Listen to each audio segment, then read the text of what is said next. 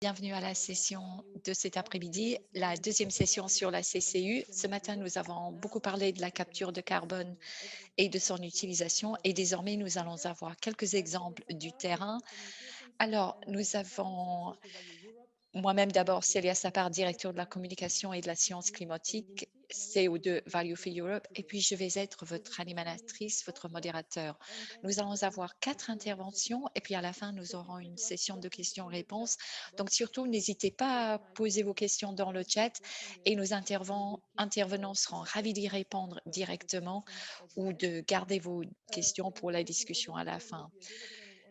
Sachez que toutes les informations seront disponibles sur le site web après et donc vous pourrez reparcourir tous les éléments et cet événement est enregistré et vous pourrez visionner l'ensemble par la suite sur le site web.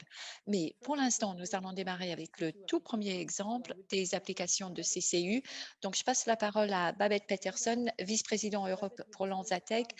Et Babette va rentrer dans le détail sur l'utilisation de carbone pour créer de la valeur. Donc, Babette, Okay, à super. vous.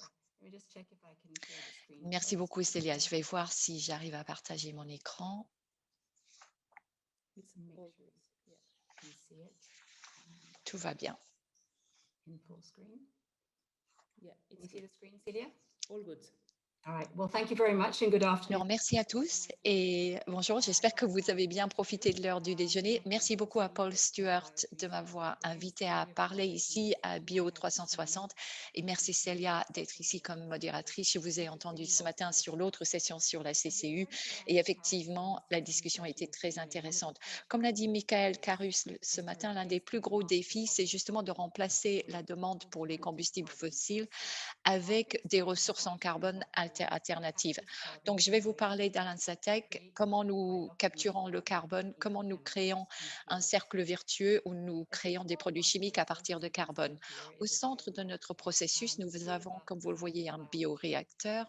Il s'agit de biologie synthétique et nous avons un organisme du départ, un organisme naturel qui est en mesure de capturer le carbone à partir de déchets en plastique. Ceci est donc le biocatalyseur et notre processus comprend le nettoyage des gaz, la compression, la fermentation des gaz et puis la séparation et le stockage. Alors, notre source de matière première, comme je l'ai déjà dit, ce sont les déchets en plastique. On a commencé à utiliser des déchets de gaz riches en carbone monoxyde et d'autres dioxydes en provenance de l'industrie. Et le carbone de ces gaz était capturé et ensuite l'ensemble était utilisé pour créer de l'éthanol. Nous avons désormais un modèle où nous avons mis en place tout un ensemble de matières premières. Ce sont des matières premières que nous pouvons sourcer à bas coût et nous avons quitté les gaz de l'industrie pour inclure la gazéification de déchets solides, d'autres déchets de l'agriculture, des déchets en plastique et même des déchets en bois. Cela nous permet désormais de proposer tout un ensemble de matières premières pour être utilisées au sein de ce processus. Et comme nous l'avons déjà entendu ce matin, nous continuons de développer la matière première en amont du processus, pas seulement les gaz en provenance de l'industrie, mais également tout ce qui est carbone dioxyde qui peut être utilisé pour fabriquer de l'hydrogène vert.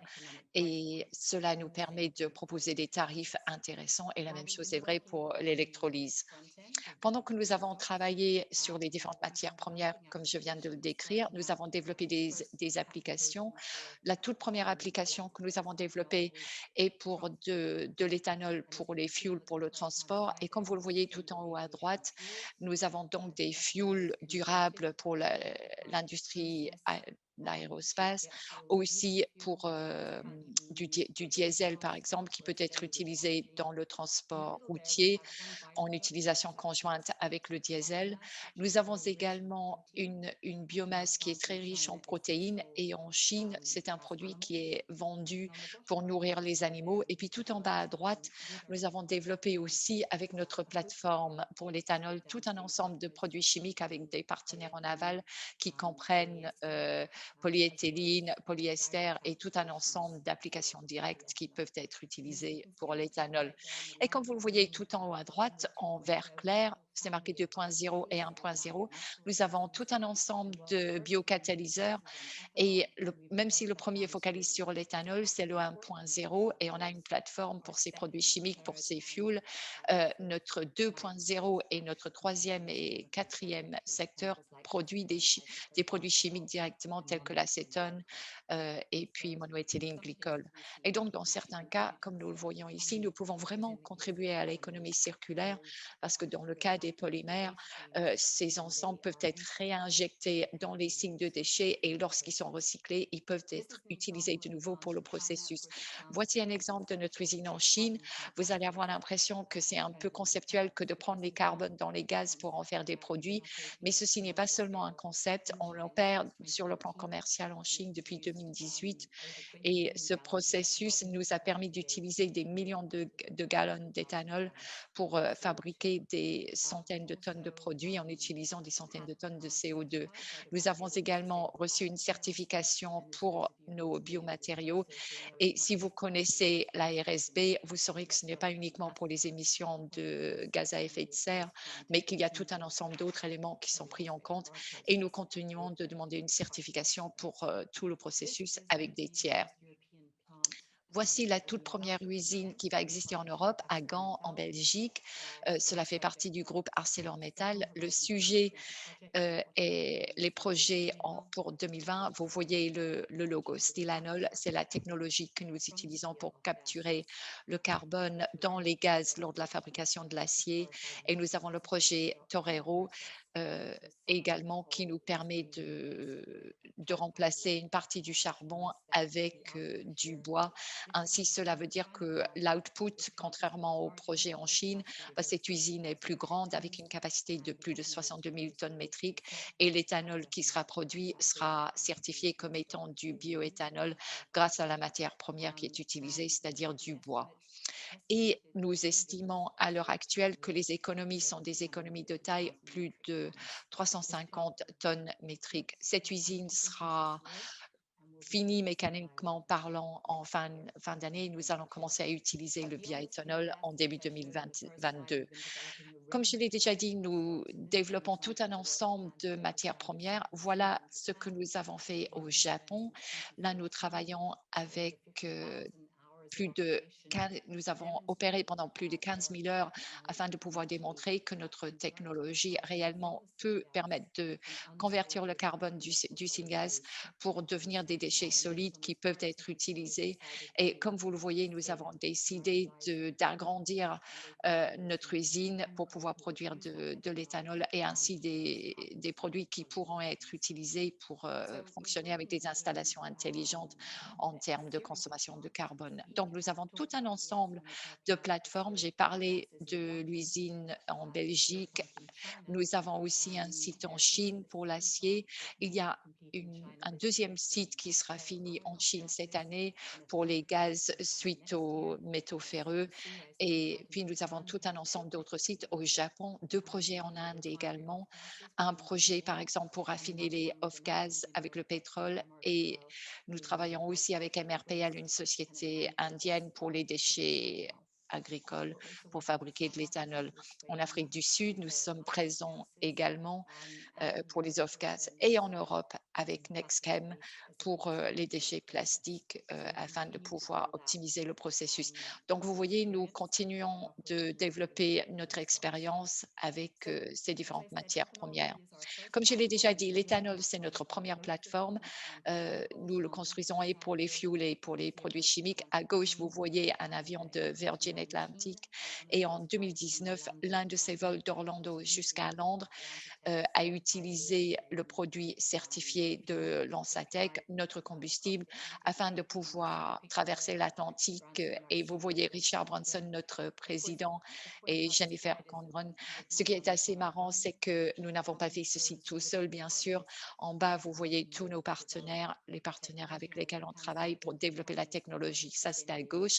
Tous les partenaires qui nous ont permis de produire ce fuel durable. Et puis à droite, certains des autres partenaires avec lesquels nous avons travaillé pour les polymères et les produits chimiques.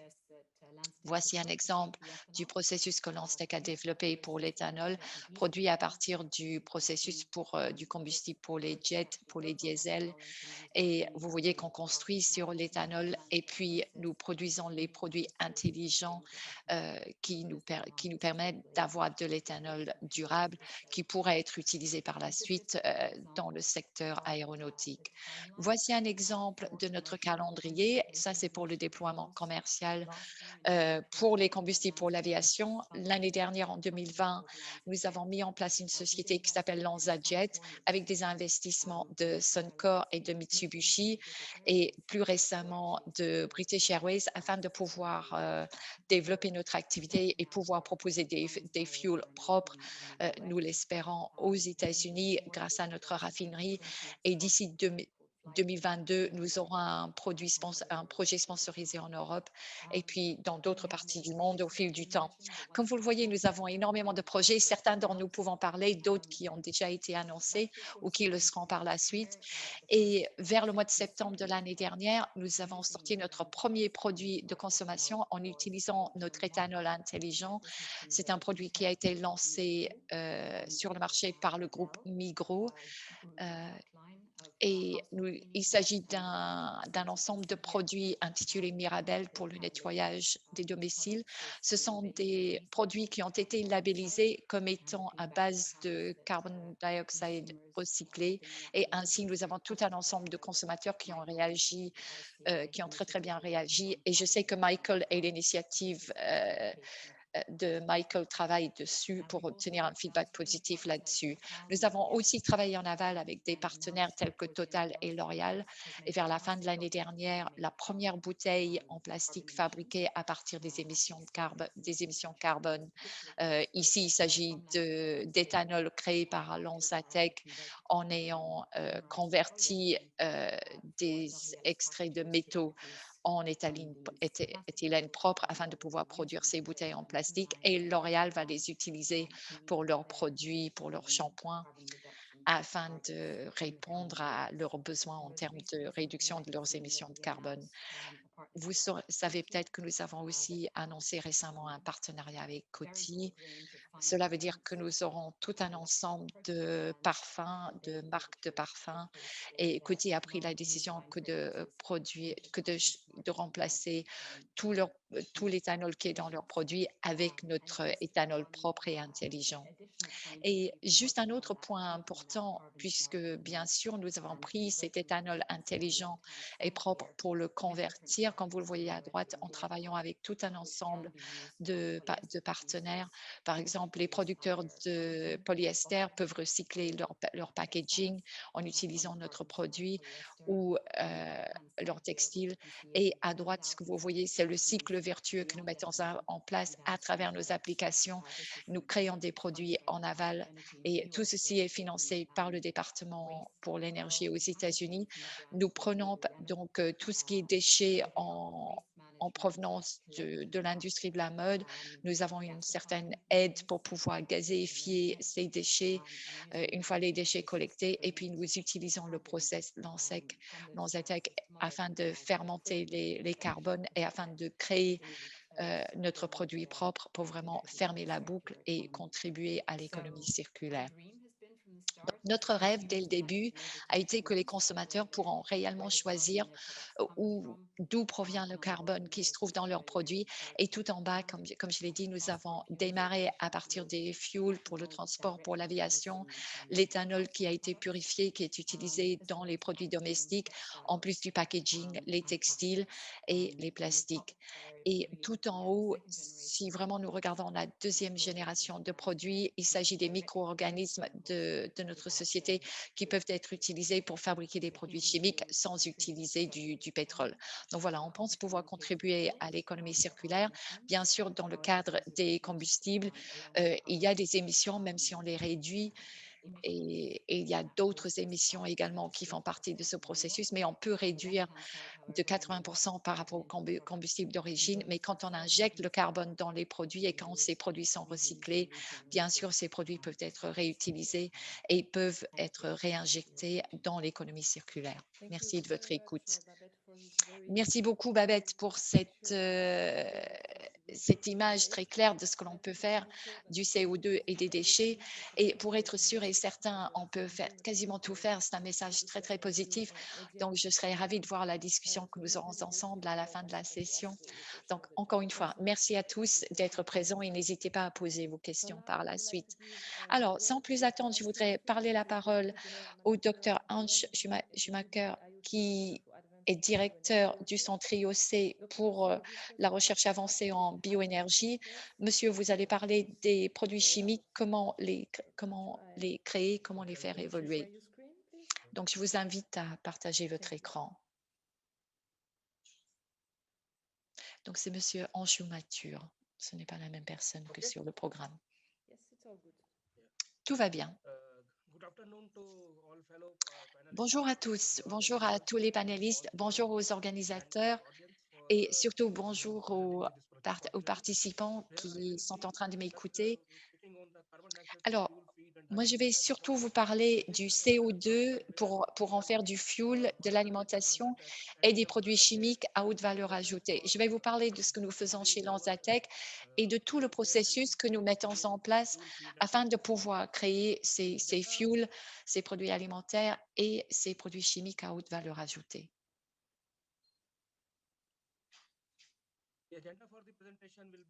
Alors, voilà comment va se dérouler ma présentation, surtout l'utilisation du CO2 dans les contextes précités. Je vais vous parler aussi du développement de la technologie, Lanzatech, comment nous avons réussi à évoluer et comment nous avons intégré ces deux processus, comment nous faisons le scale-up, comment nous faisons évoluer, quelles sont les prochaines étapes, et puis on ouvrira la parole pour la discussion. Donc, le CO2, cela a été dit très, très clairement dans la présentation précédente, qu'il s'agit d'une ressource qui peut être très bien exploitée. Nous avons aujourd'hui énormément de potentiel, énormément de possibilités pour exploiter le CO2. Alors, cela fait longtemps qu'on utilise le CO2 pour produire les combustibles fossiles, les combustibles, le diesel par exemple, qui contribuent à notre économie.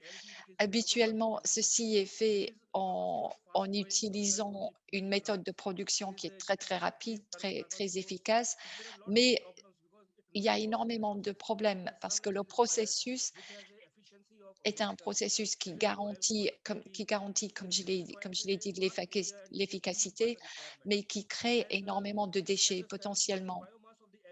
Et la biomasse, par exemple, qui est injectée à l'heure actuelle est très, très réduite. Et sur le plan économique, à l'heure actuelle, produire de la biomasse coûterait très cher.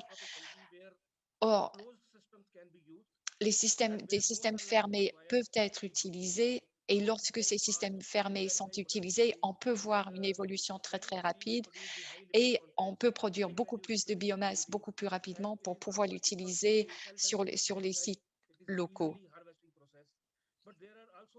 Alors, il faut savoir qu'il y a des problèmes avec les algues phototrophiques dont je voudrais vous parler. Il faut du soleil et il faut surtout pouvoir éviter la contamination. Il y a quand même une teneur en huile qui est très basse, très utile, mais cette teneur en huile est très réduite et il y a un problème pour pouvoir capter et capturer cette source. Les algues hétérotropiques constituent une alternative très, très prometteur pour les biofuels. Euh, on peut éventuellement développer la robustesse de cette solution, mais même les meilleures algues et le meilleur développement ne nous permettraient pas d'avoir les quantités et les volumes nécessaires.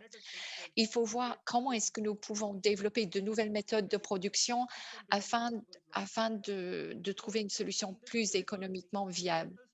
Il y a énormément de potentiel, nous le savons, mais à condition de pouvoir produire plus de volume et afin de pouvoir fournir un produit de haute valeur ajoutée.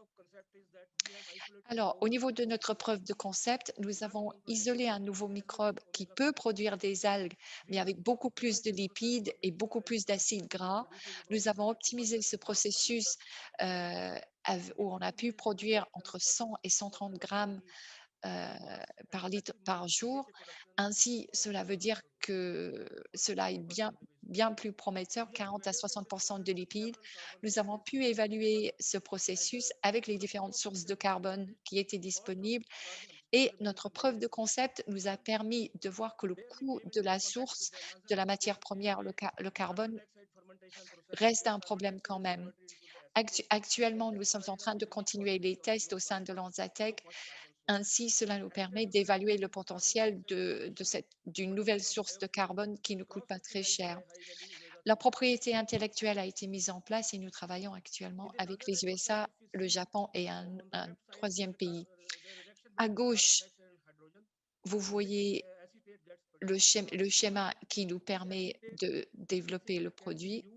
Et cet acétate qui est produit peut être utilisé pour tout un ensemble de choses, pour de la levure par exemple, pour des algues, tout un ensemble de produits qui peuvent bénéficier de ce produit.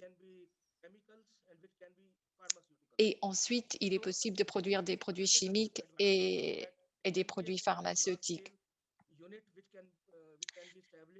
Nous pensons qu'il est possible de construire une unité de production à grande taille qui pourrait nous permettre de développer ce genre de production et qui pourrait être construite à tout endroit souhaité.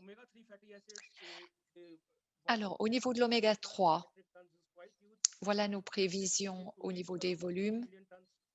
Vous avez le nombre de tonnes sur le tableau pour tout un ensemble d'utilisations, par exemple dans l'industrie pharmaceutique, pour la nourriture pour animaux. Et nous voyons à droite, si vous regardez le graphique, que cela est tout à fait capable de devenir concurrentiel par rapport aux huiles de poisson qui sont consommées très largement afin de permettre la consommation d'oméga 3. Un autre point qui est important, cela concerne les statistiques pour la production de biodiesel. Ici, vous avez à gauche la production mondiale pour le biodiesel. Nous allons avoir besoin de grandes quantités de biodiesel par la suite. Vous avez tous les chiffres à l'écran. Donc, nous pensons que cela constitue une très bonne opportunité afin de pouvoir développer notre activité. Donc voilà, nous avons commencé à travailler avec l'Anzatec, euh, nous les avons rejoints en partenariat. Ceci est très important pour le processus intégré et cela nous permet de trouver de meilleures solutions pour combattre les gaz à effet de serre. Ce qui est très bien avec ce processus intégré, c'est que si nous utilisons plus d'acétate, ça veut dire que nous pouvons réduire la teneur en CO2 qui existe dans les biofuels et nous pouvons également optimiser l'utilisation de ce produit et cela veut dire que cela deviendra de plus en plus efficace en termes de coût au fil du temps. Alors, notre première étape est la suivante. Nous avons mis en place un processus de fermentation. Nous avons dupliqué la bonne pratique pour produire ou pour dupliquer la fermentation des gaz. Et actuellement, nous sommes en train de dupliquer à 100% ce processus.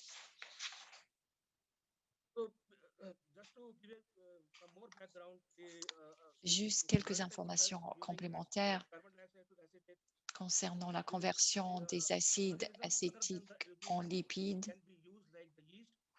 Vous avez toutes les informations à l'écran où nous pouvons par exemple utiliser de la levure.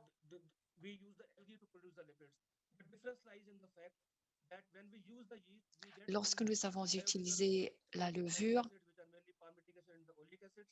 nous avons pensé par la suite à l'utilisation de certains des produits en aval pour l'industrie pharmaceutique, mais dans les acides gras, nous, nous avons vu aussi qu'il y a énormément de valeur au niveau de ce processus et donc nous sommes en train d'avancer là-dessus.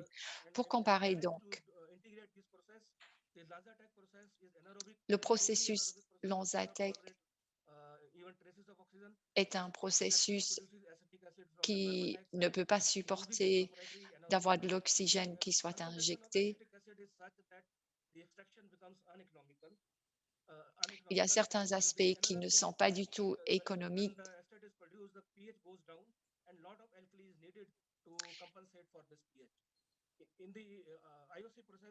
Au niveau du processus IOC, il s'agit d'un processus qui est à 100% aérobique. Et comme vous le voyez, les microalgues poussent très vite. Ça, c'est une très bonne chose. Et nous produisons 40 à 60% d'huile totale, ce qui est une très bonne chose. Autre chose, dans l'autre processus, nous avons vu qu'il y a une très bonne opportunité pour évoluer. Nous avons vraiment réussi à diminuer les coûts, chose que nous avons visée dès le départ.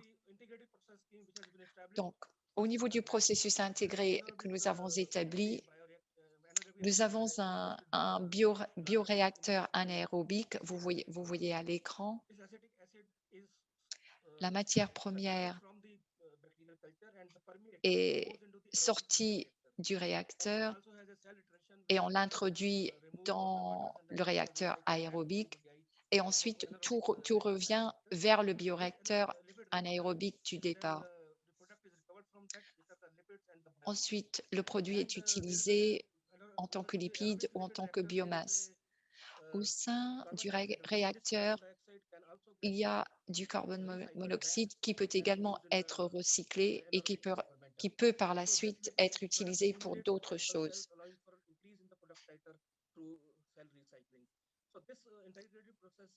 Voilà, tout ce processus est un processus que nous avons déjà testé dans notre laboratoire et désormais nous avons une usine pilote que nous avons pu mettre en place au sein de notre centre de R&D.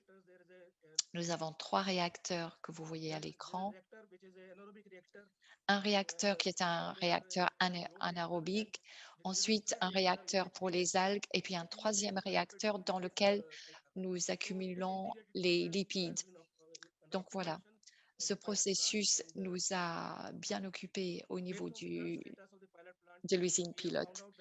Et grâce à tous ces tests que nous avons pu réaliser, nous avons obtenu un certain nombre de résultats très intéressants avec les volumes qui peuvent être produits. Vous avez les volumes à l'écran. Par exemple, nous pouvons produire des quantités bien plus élevées que ce que je vous ai donné au départ. Je vous laisse lire les chiffres à l'écran. Alors, lorsque nous avons commencé à regarder le potentiel sur le plan commercial, nous avons considéré que finalement, il s'agit d'une approche qui est très prometteuse pour le marché et nous avons désormais les quantités, les volumes que vous voyez dans la colonne de droite et nous considérons que le bio-huile est potentiellement un très bon produit que nous pouvons produire en quantité. Donc,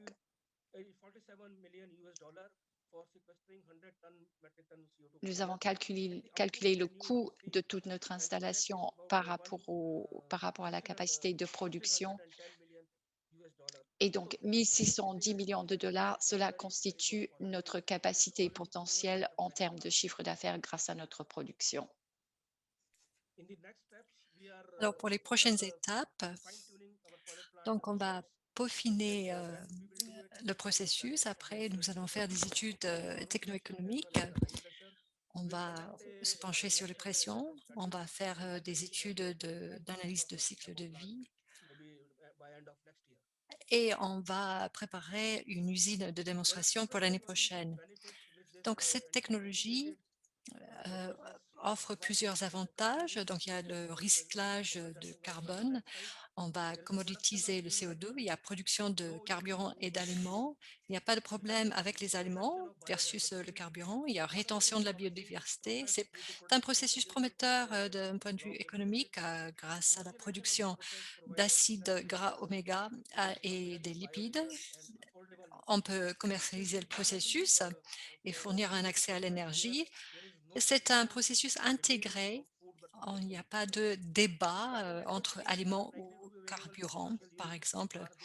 Et il y a des courants de dioxyde de carbone qui vont devenir disponibles pour une utilisation commerciale pour plusieurs applications.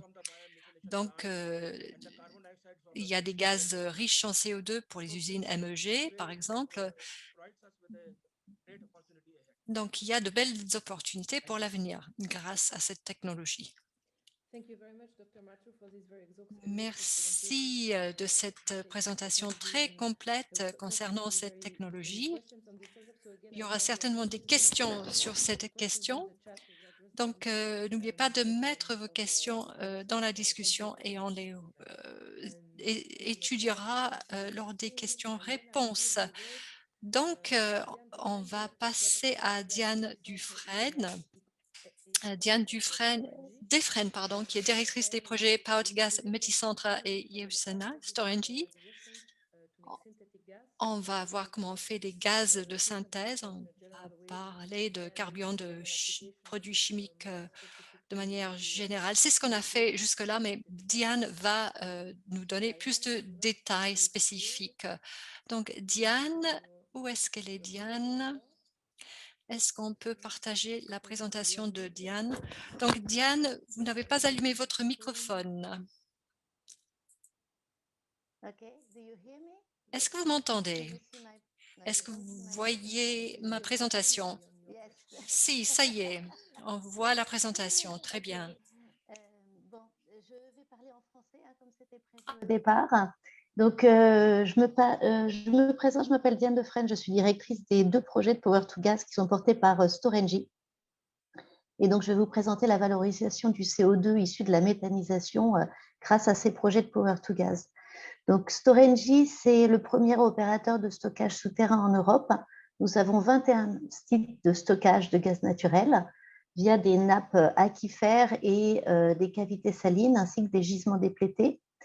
Nous plaçons dans la transition énergétique comme un stockeur d'énergie renouvelable, au-delà d'être un stockeur de gaz uniquement. Et donc, nous travaillons sur les projets de développement du gaz vert, principalement le développement de l'hydrogène et le développement du méthane de synthèse, et puis du biométhane, évidemment. Donc, nous mettons notre expertise industrielle au service du développement de ces projets pour promouvoir la transition énergétique et pour pouvoir promouvoir l'usage de nos infrastructures par des gaz renouvelables.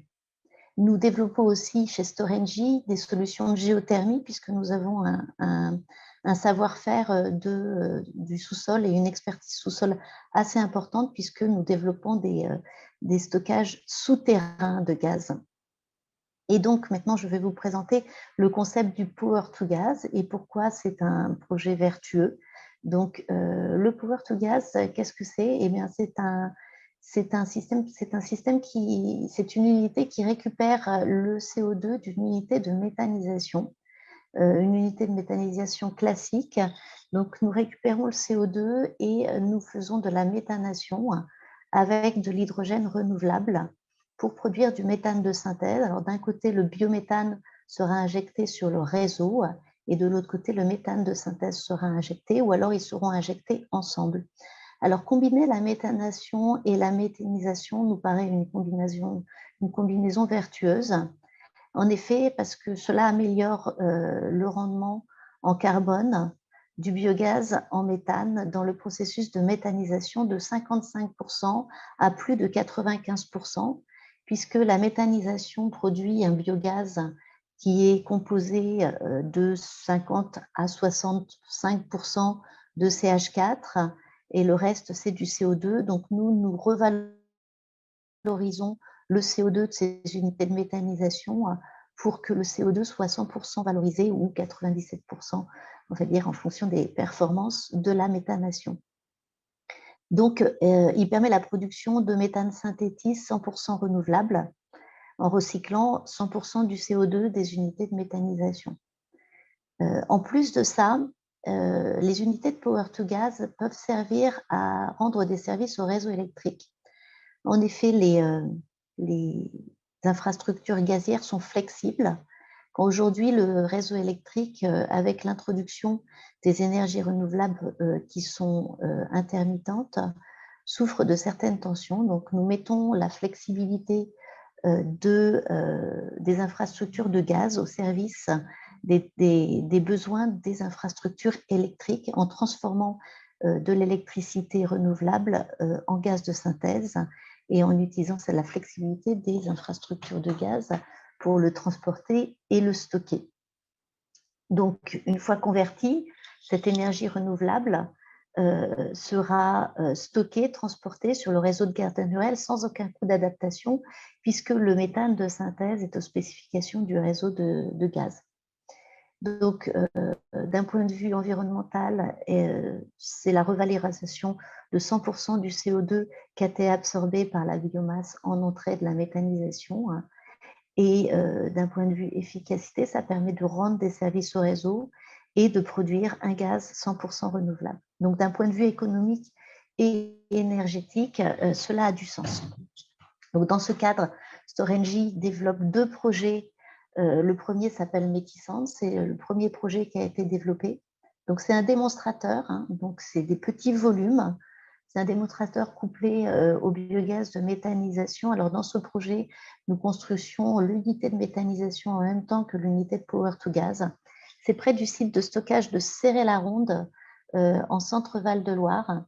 Et on va installer, en plus de l'unité de méthanisation, c'est une petite unité de méthanisation, une unité de power to gas composée d'un électrolyseur de 250 kW où on pourra tester sa flexibilité et ses performances en fonction des entrées irrégulières d'énergie, et de la méthanation catalytique avec des boucles d'efficacité pour essayer de recycler le maximum les gaz et d'optimiser l'utilisation d'hydrogène produit sur le site.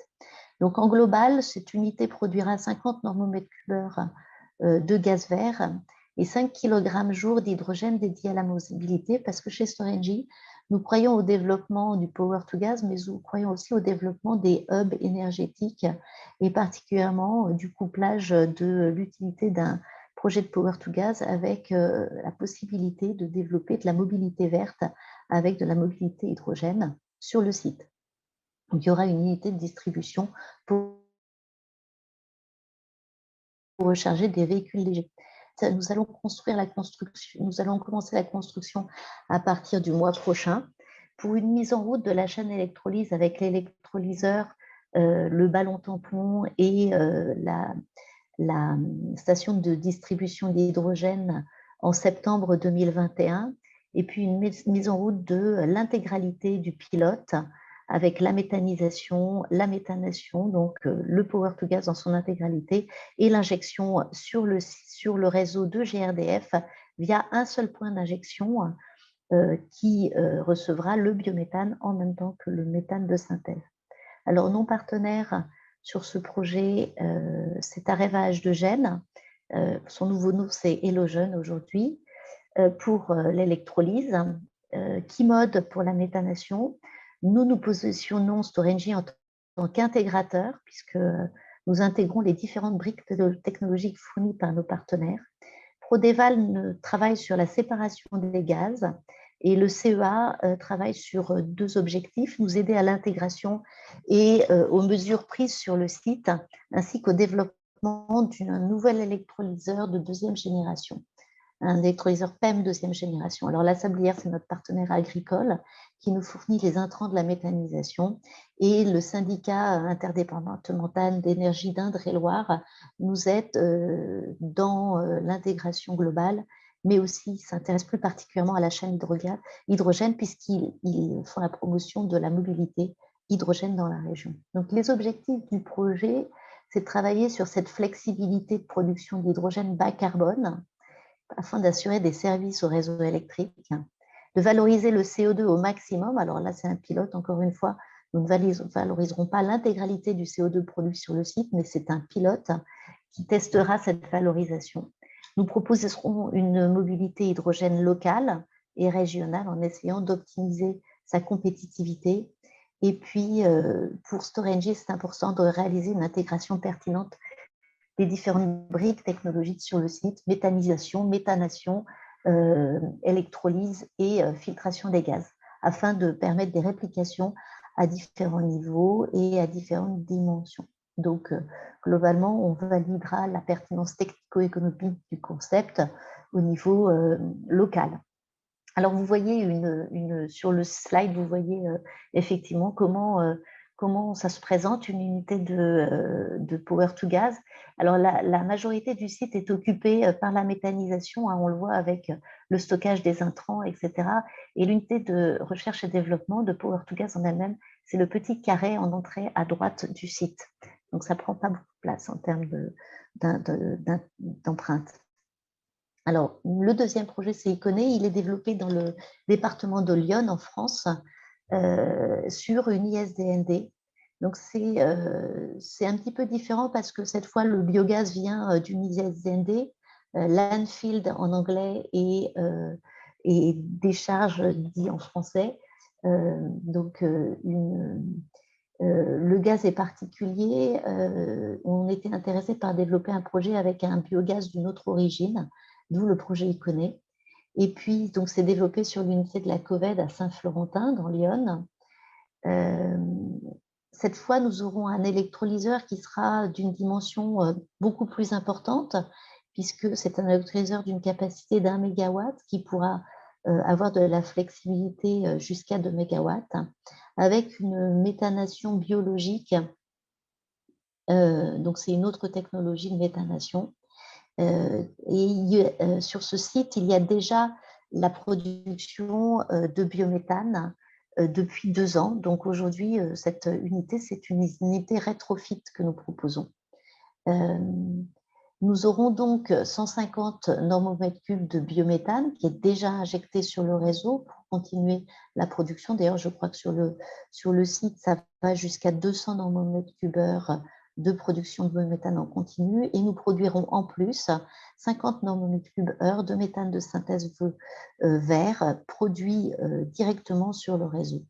Donc, le début des travaux est planifié en juin 2022 pour une mise en route du pilote et une injection prévue à partir de février 2023.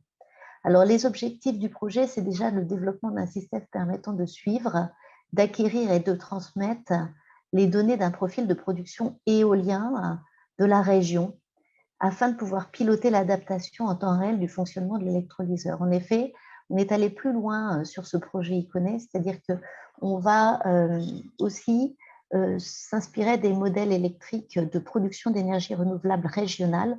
Donc, on couple notre pilote avec de la production d'un champ éolien de la région. Et puis, on développera un électrolyseur PEM qui sera capable de répondre à des services réseau d'1 mégawatt.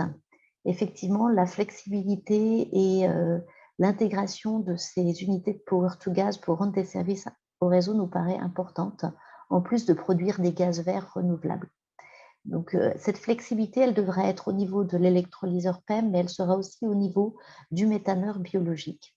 Donc, on aura de la production de méthane de synthèse directement injectée sur le réseau de GRDF, le distributeur de gaz. Donc, le projet de développer un projet de plus grande dimension pour Storengy, c'est aussi de pouvoir intégrer cette unité rétrofit et pouvoir s'adapter à des unités de méthanisation locales et de pouvoir répliquer ce modèle sur d'autres unités avec différentes sources de biogaz. Nos partenaires ici, donc Engie Green, c'est l'entité du groupe Engie qui s'occupe du développement des énergies renouvelables en France, éolien et photovoltaïque principalement. Areva H2Gen, encore une fois, aujourd'hui le nom d'Areva H2Gen, c'est Helogène, s'occupera de fournir l'électrolyseur PEM et de travailler sur sa flexibilité avec notre partenaire local, le SDEI et la Semyon Énergie, qui travaille aussi sur l'intégration et sur l'électrolyseur. Le méthaneur, quant à lui, sera développé par le Engie Lab Grigel, qui est notre entité de recherche et développement dans le groupe Engie, avec la technologie donnée par Electrokea. Enfin, nous avons un partenaire local qui est l'Université de Franche-Comté, le FC Lab, qui travaille sur la modélisation technico-économique de ce genre de procédé. Waga Energy et l'installation et l'opérateur de l'épurateur de biogaz aujourd'hui sur le site, et la COVED est l'opérateur du site de stockage. Donc, en termes de potentiel, on pense que le potentiel de développement de ces unités de power to gas dépend aussi du besoin du réseau électrique, mais il faut avoir des sources de produits en Europe sont bien développées, puisque on voit, enfin, je vais vous donner quelques données marché sur la méthanisation.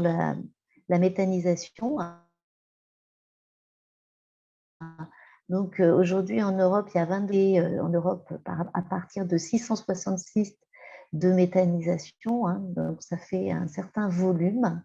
Et puis en France, en 2019, on a vu une augmentation de 79% en un an de l'injection du biométhane sur le réseau. Donc, on pourrait injecter d'autant plus du méthane de synthèse. Donc, ça fait plus 73% de production de biométhane sur le réseau, et sur les infrastructures gazières. En revanche, ça représente moins de 1% de tout le méthane qui est sur le réseau. Donc, il y a encore un grand potentiel de développement en France, et on peut le voir dans les figures à droite de mon slide. Donc, aujourd'hui, il y a des gisements de méthanisation qui sont mobilisables en France, puisque en 2030, on estime à 132 millions de tonnes le potentiel de méthanisation de masse qui peut être méthanisée pour un volume de 56 TWh qui pourrait être injecté sur le réseau.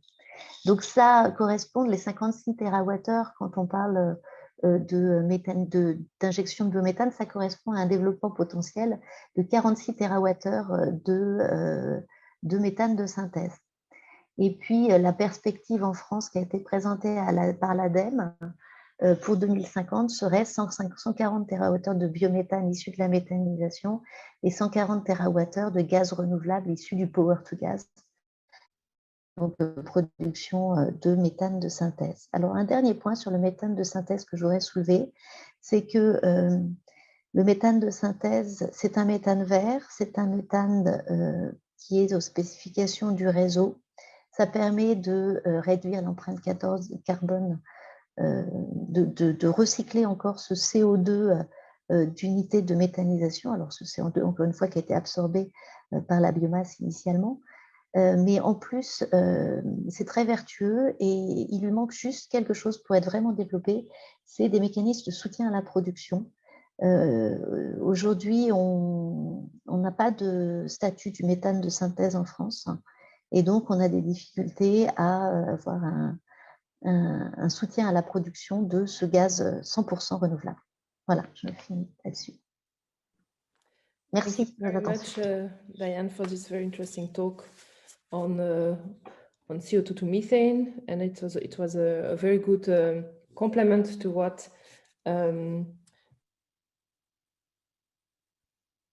sorry, I was muted. I'm not sure if you heard the first part, so again, thank you very much, Diane. I think it was a very complement to what Dr. Mathieu and Babette discussed. May I ask you to unshare your screen, Diane, please? Good, thank you very much. And now we have... Bon, maintenant, nous allons parler des différentes pistes, CO2 to chemicals, CO2 to fuels. Il y a une troisième piste dont on n'a pas parlé, c'est le CO2 vers la minéralisation. Comment est-ce qu'on peut restaurer le CO2 dans les matériaux de construction? Donc, nous allons passer à la prochaine intervenante, Dr. Pauli Kari, et elle va nous parler du captage de carbone et de son utilisation, et du captage permanent de CO2 en transformant les résidus industriels en produits de construction.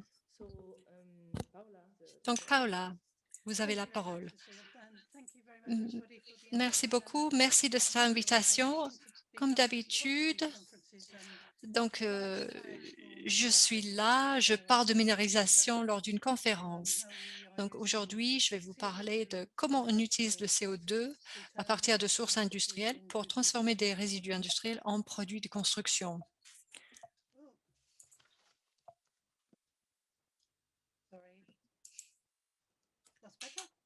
Voilà, c'est mieux.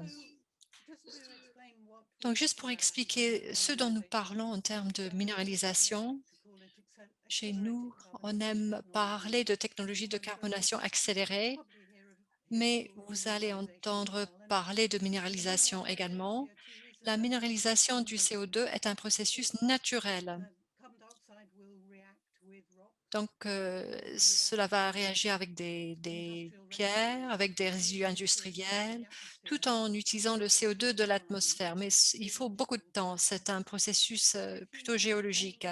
Et si vous changez l'environnement, l'environnement de réaction et on mélange le CO2 avec les résidus, tout en augmentant la concentration du CO2, mais tout en changeant la température et la teneur en humidité, vous pouvez accélérer ce processus naturel pour que cela ne prenne que quelques minutes. Donc, il y a toute une gamme de minéraux qui réagissent au CO2. Donc, il y a des résidus comme le magnésium, les silicates de calcium, les oxydes et les hydroxydes. Et on peut euh, imaginer ça de manière très simple. CO plus CO2 égale CaCO3. Mais il y a quelques intermédiaires. Mais en gros, c'est une réaction chimique assez standard. Lorsque on forme le carbonate de calcium, on peut avoir des carbonates amorphes et cristallins. C'est quelque chose qu'on peut voir dans d'autres applications de la carbonation. La réaction est exothermique, donc cela veut dire qu'on n'a pas besoin de beaucoup d'énergie pour faire la transformation. La formation de carbonate réduit le pH du système et donc dans beaucoup de ces résidus thermiques, il y a des contaminants tels que du plomb, du zinc, du cuivre qui sont stabilisés lors du processus de carbonation grâce à la formation du ciment. Donc, il y a un processus de solidification et grâce à la réduction du pH du système.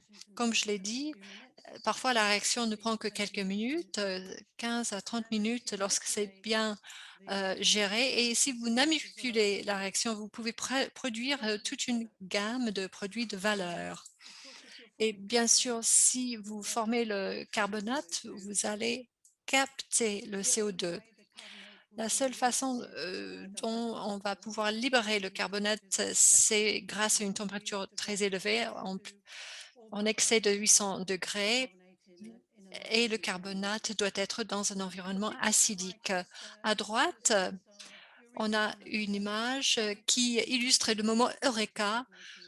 C'est comme cela qu'on a compris ce monde de la carbonation accélérée. J'avais une collègue qui était en train de stabiliser des déchets de contaminants de métaux lourds avec du ciment et il a remarqué que l'hydratation du ciment était intoxiquée par la présence des métaux. Mais s'il y avait exposition au CO2, tout de suite, le produit s'est endurci, est devenu dur. Donc, en bas à droite, on voit les graines du ciment avec un bord de matière plus sombre. Donc, on a redéposé le CEDU en tant qu'aiguille dans les espaces. Donc, on peut les voir, ces aiguilles, dans la photo tout en haut. On voit les carbonates de calcium. Et c'est l'interverrouillage de ces aiguilles qui donne à la matière sa force. Donc, les bénéfices, les avantages de cette technologie, c'est vraiment une solution qui est basée sur l'évitement d'envoi de ces résidus au centre d'enfouissement. Donc, on économise les coûts de l'enfouissement. Le captage est sûr et permanent, le captage du CO2, et on fabrique des produits utile. Donc, les coûts de traitement, c'est 25 à 30 livres per tonne de résidus traités. Donc, il y a beaucoup de personnes qui parlent de la minéralisation, qui disent c'est juste un captage de CO2 de petite échelle, donc il y a peu de potentiel.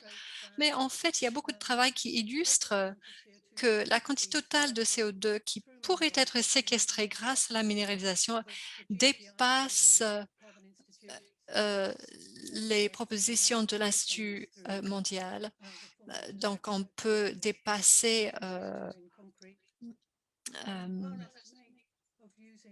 ça de 1,45 million de tonnes. C'est notre estimation, pardon.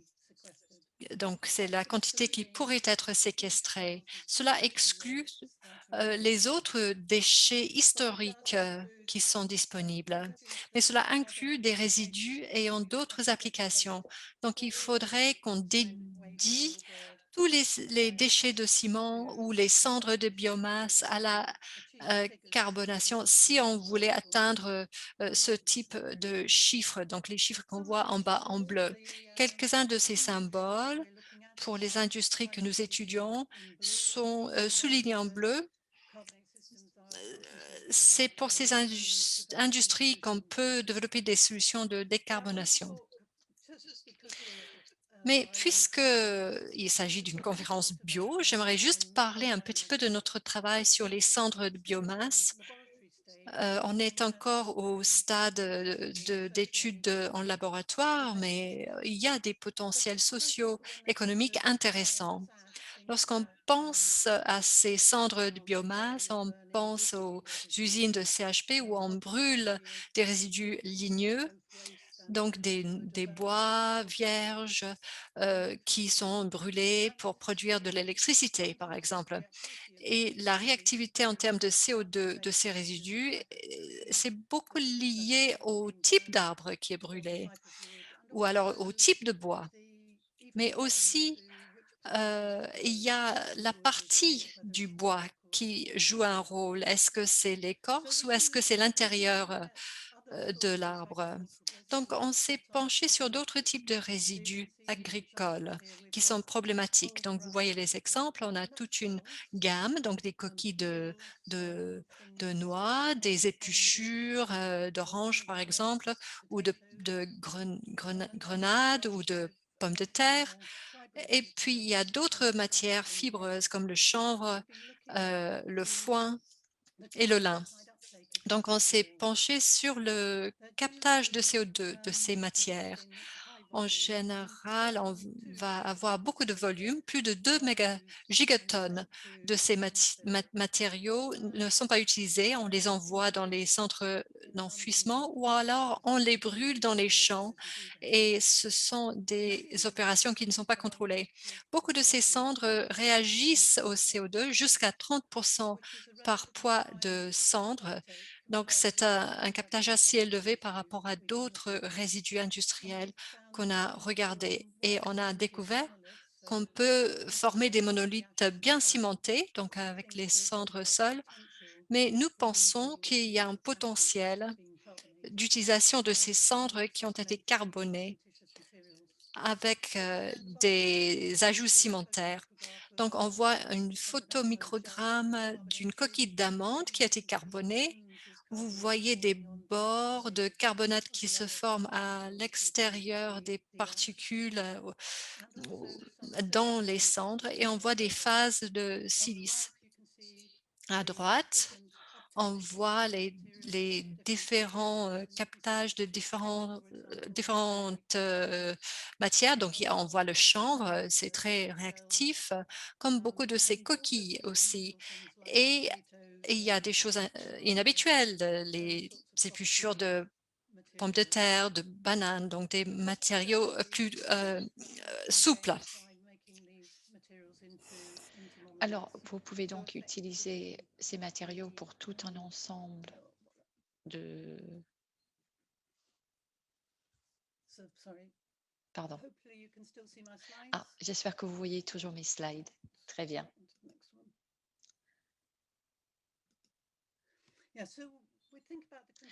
Alors, regardons le modèle conceptuel pour apporter de la valeur à la biomasse. Comme je l'ai dit, il y a des gigatonnes de ces matières premières qui sont produites et pour la plupart, ce sont des matières premières qui ne sont pas gérées, qui sont simplement là en train de pourrir dans les champs ou en train de brûler et donc en train d'augmenter le niveau d'émission de CO2.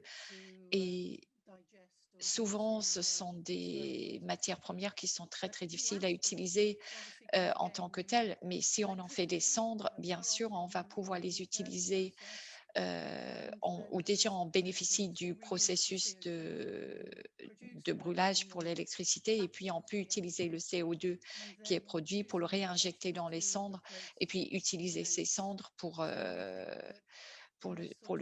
le ciment, par exemple. Donc, nous pensons que ce genre de modèle conceptuel nous permet d'atteindre le zéro carbone de façon beaucoup plus facile et nous avons des chiffres annuels. Alors, le système que nous utilisons est un système qui s'intitule de la carbonatation sec. Cela nous permet de carboner les différents matériaux. D'autres entreprises utilisent des rapports eau solide qui sont beaucoup plus élevés que nous. Nous utilisons les températures atmosphériques, les pressions atmosphériques parce que ça rend toute la partie ingénierie beaucoup plus facile à gérer. Comme je l'ai dit, nous avons développé ce système à partir de solutions pour gérer les déchets dangereux et c'est en 2010 que nous avons obtenu une licence pour gérer certains résidus en provenance des gaz des cheminées. Et actuellement, il y a 3 usines au Royaume-Uni qui gèrent ces APCR en utilisant du CO2 pur qui est livré dans un tanker. Donc, c'est du CO2 qui est collecté, par exemple, à partir de fertilisants. Mais plus récemment, les systèmes de carbonatation permettent une utilisation beaucoup plus efficace et notre première utilisation a été avec une société en France.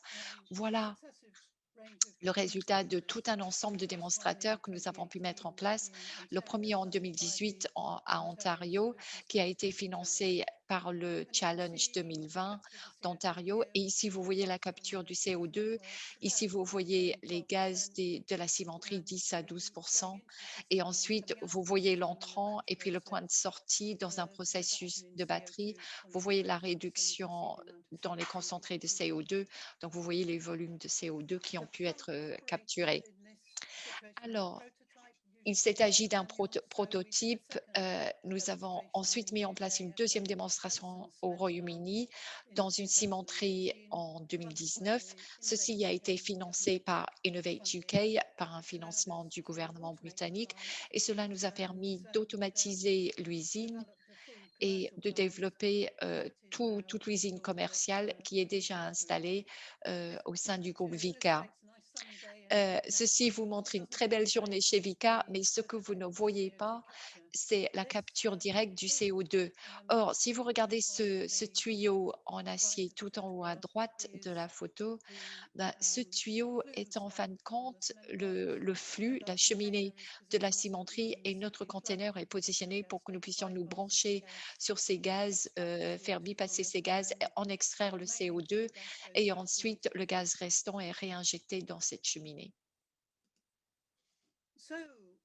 Et donc, nous pouvons prendre tout un ensemble de résidus thermiques.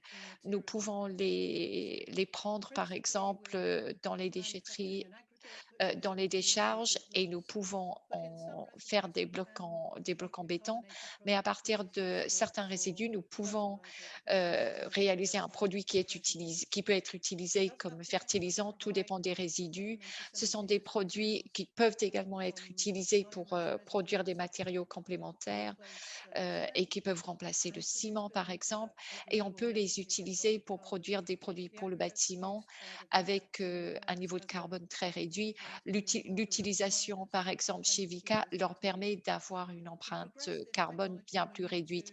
Pour progresser au niveau de cette technologie, comme l'ont dit d'autres intervenants lors de la dernière session, nous avons besoin du, d'une labellisation pour pouvoir labelliser ces produits. Nous avons besoin également de tout un ensemble de subsides ou d'aides fiscales pour pouvoir retraiter les terrils existants. Pour Nous devons pouvoir traiter les déchets agricoles tels que les déchets cités.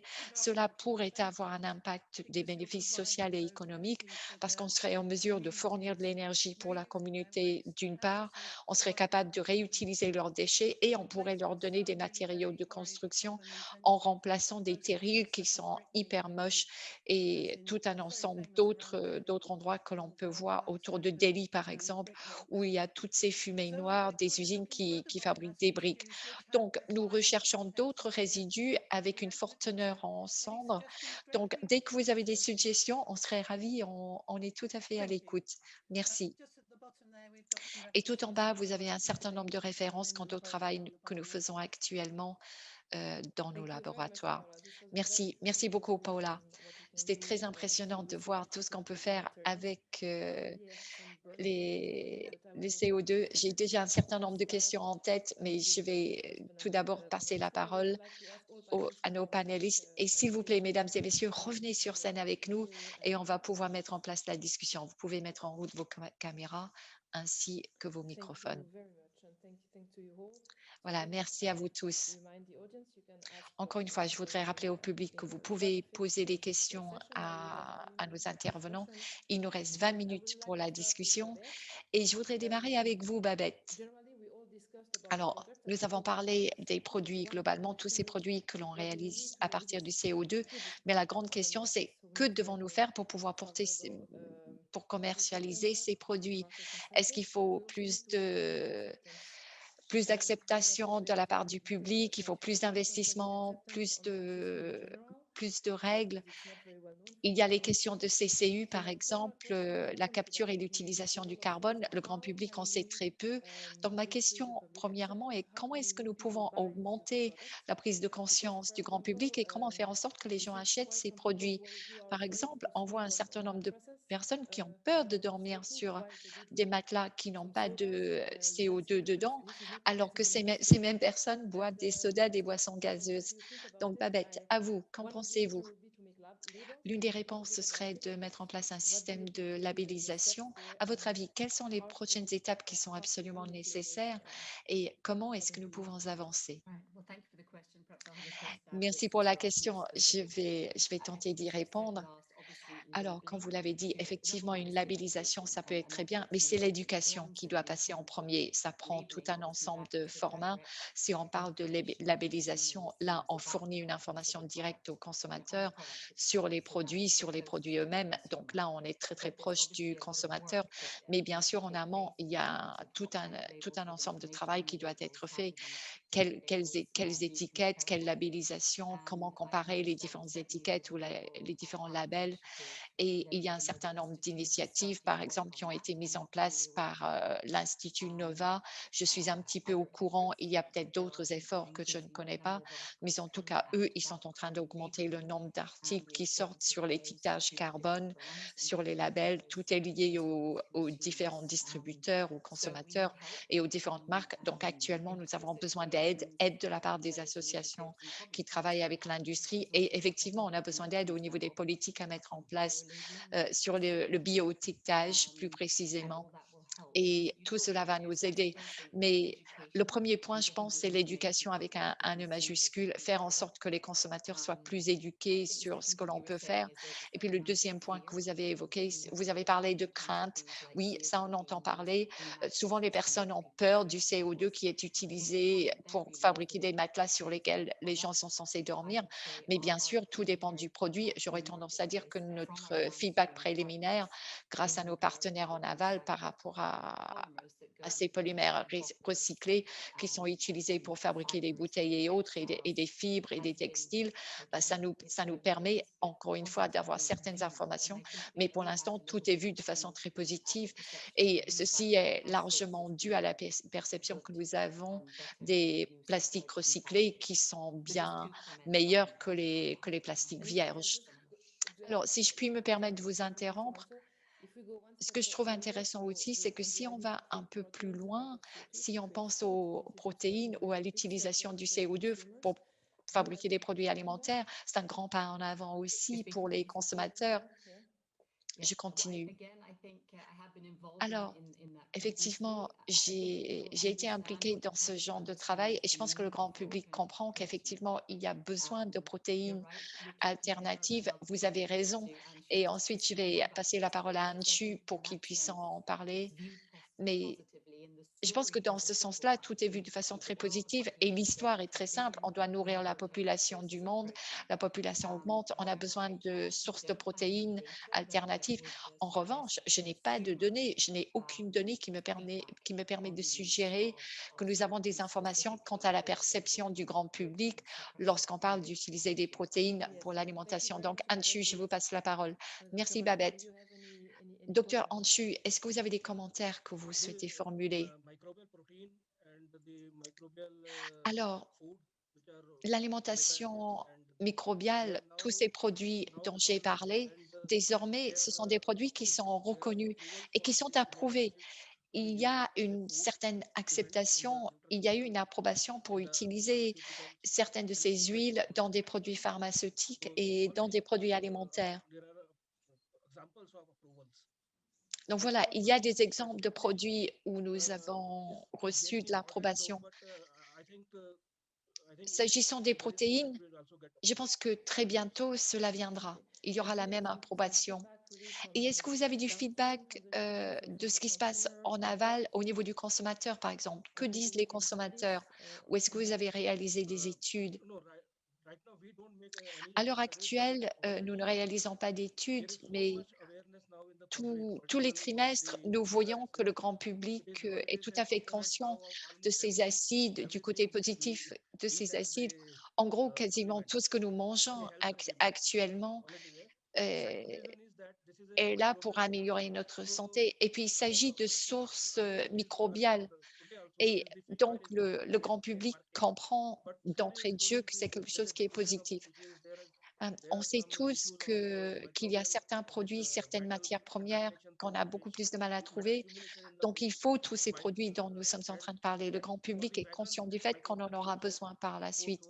Il s'agit d'une solution d'avenir. Thank you very much. OK, I merci, think merci beaucoup.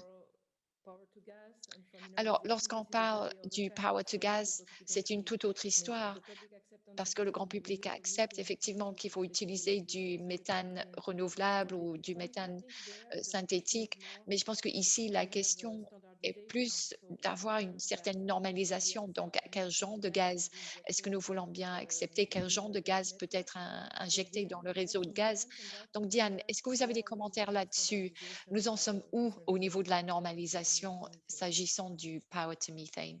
Okay, we are currently working Alors, with à l'heure actuelle, regulator nous France travaillons to avec have les a better régulateurs en regulation France for afin d'améliorer toute la synthetic réglementation methane or synthetic et methane. afin de mettre en place Currently, une without trial réglementation and without demonstrating pour the le quality of méthane, the mais tant synthetic que nous n'avons methane, we pas are not démontré able to l'efficacité have du méthane acceptance by the synthétique, nous n'obtiendrons regulatory pas authority d'acceptation de la to part des équipes develop such a réglementaires. project. So we are Ils ne nous waiting for donneront the pas la pilot and the permission que de stepwise développer de tels going produits. if C'est it pour meets cela que Storengy est en the train protocol. de So prendre le taureau because par it les seems that cornes we need et en to train de develop développer ce acceptance projet and we pilote work parce with que the nous pensons que nous devons regulatory évoluer vers une plus to grande to acceptation give et them nous devons assurance. travailler avec les autorités réglementaires afin que ces dernières aient plus confiance en ces produits.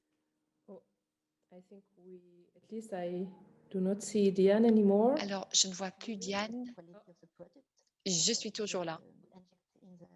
Ask the do you Alors, hear me? est-ce que vous m'entendez toujours? You were Oui, frozen for il a y a, moment. il y a eu une Can you switch coupure. back to camera, Peut-être que perhaps? vous pourriez éteindre Or votre maybe switch caméra, back to Diane, si la connexion n'est pas super. Okay, sorry. You can get better, back 1 minute ago, maybe. Okay, so we are Alors, currently à working l'heure with actuelle, nous travaillons avec regulatory les autorités authorities. We réglementaires just request et authorization for nous two venons projects de based on demander iConnect d'avoir la project permission de travailler in sur order to 2 be projets in charge of afin que nous demonstrating and puissions verify into injecter the du distribution biométhane network. dans un réseau de We distribution. should have this et nous pensons obtenir la permission pour ce faire, on l'espère en tout cas d'ici quelques jours. Et cela nous permettra, avec l'opérateur du réseau de distribution, de travailler sur les possibilités que d'injecter du biométhane. Pour moi, ce n'est pas un problème, mais nous avons besoin de travailler encore. Nous sommes en train de travailler sur tout ce processus. Et le deuxième point que je voulais évoquer, c'est que dès que nous serons en mesure d'injecter, nous le ferons. Et c'est à ce moment-là que nous devrons surtout travailler sur le mécanisme qui nous aidera à standardiser tout le processus. Donc la production de biométhane. Et a priori, ce sera très important pour nous que de pouvoir regarder la question du prix et les revenus qui pourront être générés par la suite.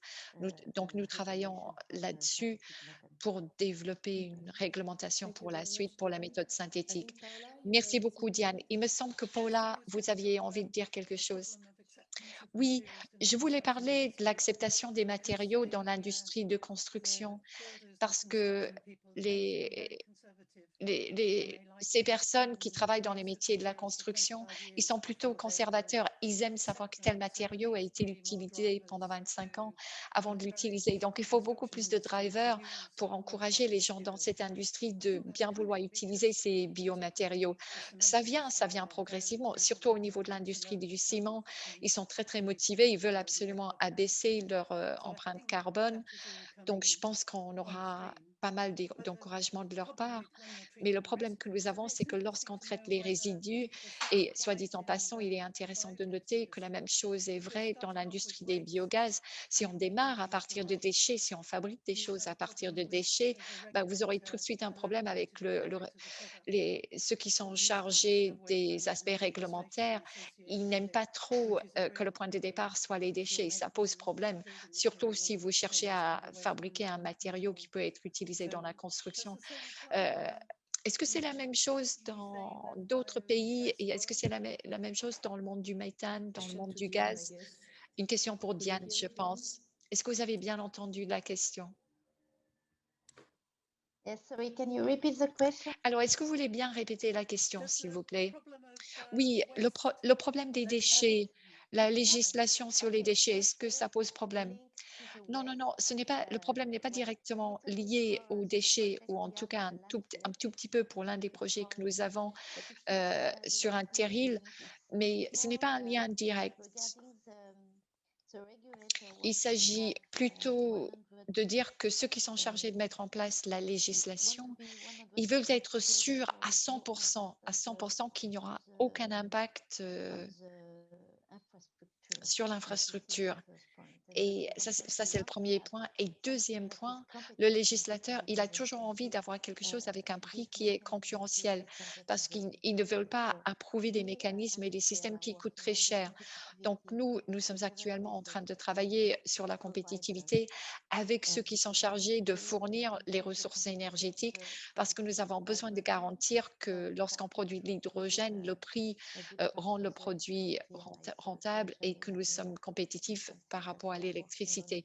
Ça, c'est le thème sur lequel nous travaillons actuellement, l'OPEX et le CAPEX.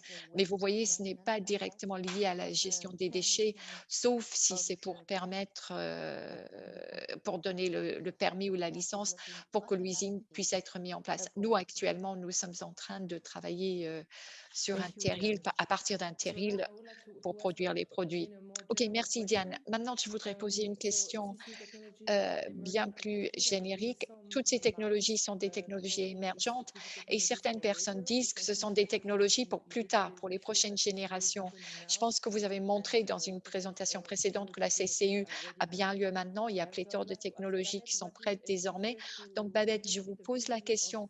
Si vous what deviez will nous be the donner une state of the vision art in terms pour of l'état production 2025, des produits 2030 and d'ici 2025, 2050. 2030 et même How do you 2040, think, from 2050, your point of view, à from votre your avis, philosophy of quid du futur et de ces produits, comment est-ce qu'ils vont évoluer? Alors, la première déclaration que je voudrais faire, c'est que nous avons besoin de toutes ces solutions dont nous avons parlé. Il n'y a pas une seule solution qui va résoudre tous les problèmes. Je suis ravie d'entendre dire que la Commission désormais reconnaît que vraiment toutes ces technologies doivent être approuvées, doivent pouvoir devenir viables économiquement parlant pour apporter leur contribution. Et comme vous le voyez à travers notre approche, il s'agit d'une approche par palier, par étape. Dans l'une des présentations, il a été dit démarrer là où c'est facile. Donc, c'est ce que nous avons fait chez Lanzatech. Le carbone monoxyde, par exemple, est une très bonne source. Donc, on a démarré avec ce gaz. C'est un gaz qui nous permet de bien gérer nos microbes, mais nous savons pertinemment qu'il y a aussi un très grand besoin que d'avoir une capture directe du CO2 et ce jusqu'à la capture directe elle-même. Et donc, nous sommes en train de travailler là-dessus. Donc, je pense que ce que nous allons voir pendant les 5, 10, 20 années à venir et bien au-delà, c'est que la technologie va progresser. On va à chaque fois industrialiser ce que nous allons faire. Nous allons mettre en place des économies de taille, mais en même temps, la politique réglementaire va être absolument essentielle. Et cela veut dire qu'il y aura de l'incertitude pour certaines solutions dans certains pays membres, même au niveau européen. Donc, du côté de la technologie et même du côté du marché, je pense que réellement, nous voyons un climat favorable. Il s'agit d'un secteur favorable pour tout ce qui est CCU. Je suis un peu plus préoccupée, un peu plus inquiète au niveau des politiques, au niveau de la législation et de l'impact de ces derniers. Ça va potentiellement ralentir les choses. On va y arriver d'un point de vue économique. C'est juste une question de temps. Et c'est vraiment génial que de voir qu'il y a tellement de choses qui sont en cours de développement. Merci beaucoup, Babette. C'est une déclaration très importante, effectivement, de dire que surtout au niveau de l'Union européenne, au niveau du cadre officiel, ils sont en train de soutenir bon nombre d'initiatives en Europe. Et ça veut dire que l'on avance dans la bonne direction, mais nous avons besoin d'une très, très grande poussée. Nous avons besoin de travailler ensemble pour améliorer notre efficacité. Docteur Mathieu, au niveau des technologies, vous avez brossé un tableau assez large, mais désormais, si je vous pose une question très, très précise, en 2 minutes, s'il vous plaît, est-ce que vous pouvez résumer les barrières clés? Quelles sont les barrières clés à l'heure actuelle et quels sont les obstacles qu'il faudra enlever afin que les différentes technologies puissent vraiment prendre leur place?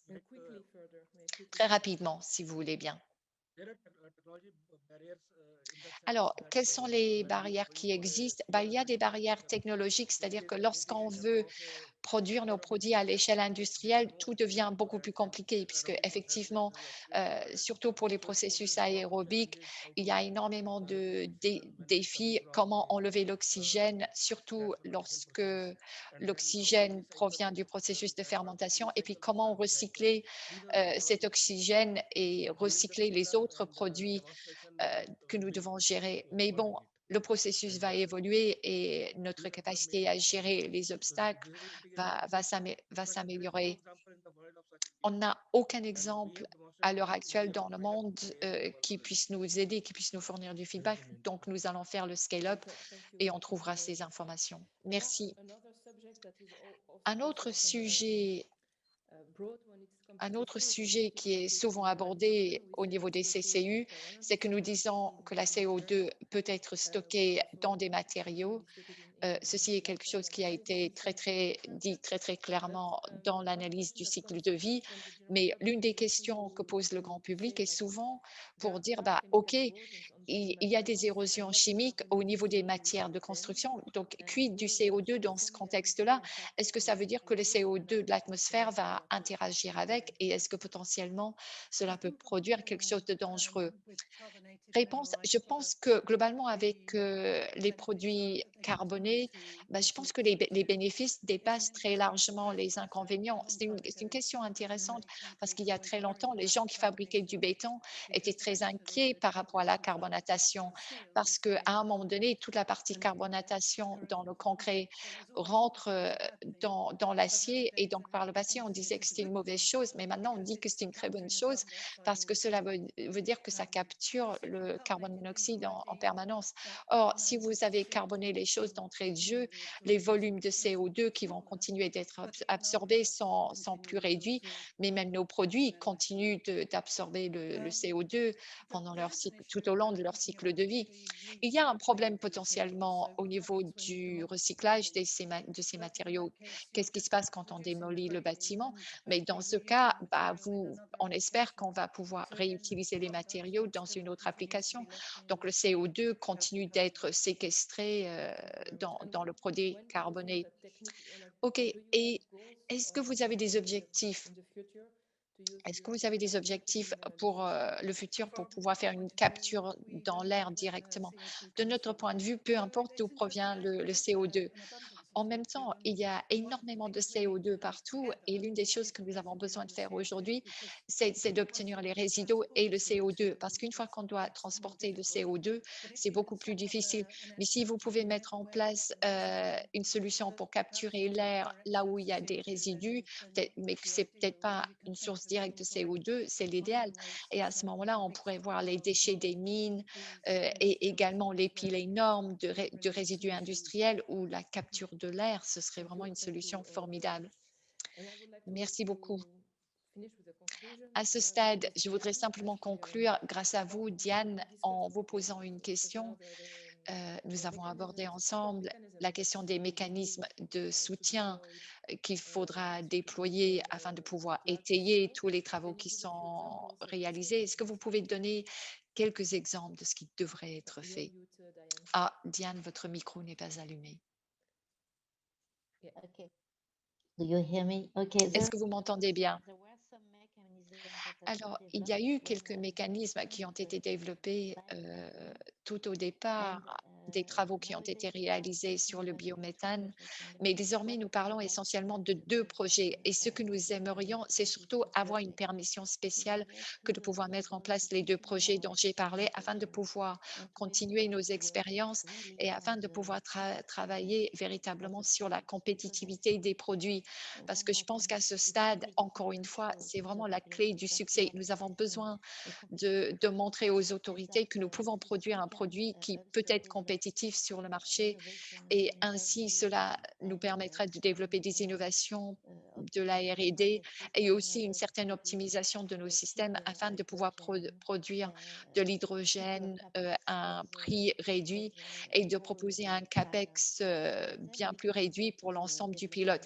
Et à ce moment-là, on pourra rentrer dans une phase de développement sur le plan industriel et sur le plan commercial parce que, comme l'a dit Babette, il y a énormément de sociétés industrielles qui sont très, très intéressées par les projets tels que les nôtres et qui sont des projets qui incluent des énergies renouvelables et qui auront un impact réduit au niveau du CO2. Donc, je pense que le marché est presque mûr, le marché existe et c'est aux autorités de travailler là-dessus, de nous donner la main. Et ce qui est très important, c'est que nous avons besoin de faire tout ceci maintenant. On doit le faire rapidement. Oui, c'est un très bon point. Et Babette, je pense que vous vouliez réagir. Oui, juste pour continuer sur le même thème que Diane et Célia, vous m'avez rappelé quelque chose, c'est que le Fonds d'innovation européen, personne ne l'a encore mentionné et personne n'a mentionné l'argent, mais c'est quand même le nerf de la guerre. Bien sûr, il faut absolument accélérer avec le déploiement des financements pour la CCU et pour chacun de nos projets. Je pense que c'est un très bon indicateur, encore une fois, comme quoi la Commission est prête à mettre de l'argent sur la table. Le Fonds de l'innovation existe et fera vraiment la différence lorsqu'il s'agira de faire un scale-up, d'augmenter la présence de ces technologies. On a tellement investi dans la R&D et ainsi de suite, mais maintenant, ce qu'il nous faut, c'est plus d'argent du public et du privé pour nous permettre de faire évoluer ces technologies pour leur industrialisation par la suite. Merci beaucoup, Babette. Je pense que cela constitue une très, très bonne conclusion et cela montre très clairement que la CCU, c'est maintenant. Il s'agit d'une technologie émergente. Les choses vont très, très vite. On a de plus en plus d'opportunités pour le financement, pour permettre des projets de CCU, pour permettre leur développement à une échelle nationale et internationale. Et encore une fois, je voudrais dire que l'argent de l'Union européenne est aussi disponible pour les personnes qui ont des projets en dehors de l'Union européenne. Il y a des choses qui sont mises en place et bien sûr, nous avons besoin aussi donc de la coopération internationale. Les technologies existent, tout est sur la table. Il suffit maintenant un cadre de politique favorable. Ça, c'est la conclusion. Et il est clair que nous pouvons quasiment tout faire avec le CO2. C'est ce qu'on a montré à travers les différentes présentations. Il y a tout un ensemble de produits chimiques qui peuvent être réalisés. Donc, merci. Merci à tous pour cette session très intéressante, beaucoup de discussions très complémentaires et une session de questions et réponses très, très bien aussi. Merci aux organisateurs, merci aux participants. J'ai été ravie de pouvoir mettre en place cette session sur la CCU. Bon après-midi à tous. J'espère qu'il fait plus beau chez vous que chez nous en Belgique. Donc, vraiment, restez en sécurité et bonne journée. Merci Célia. Merci beaucoup. Au revoir à tous.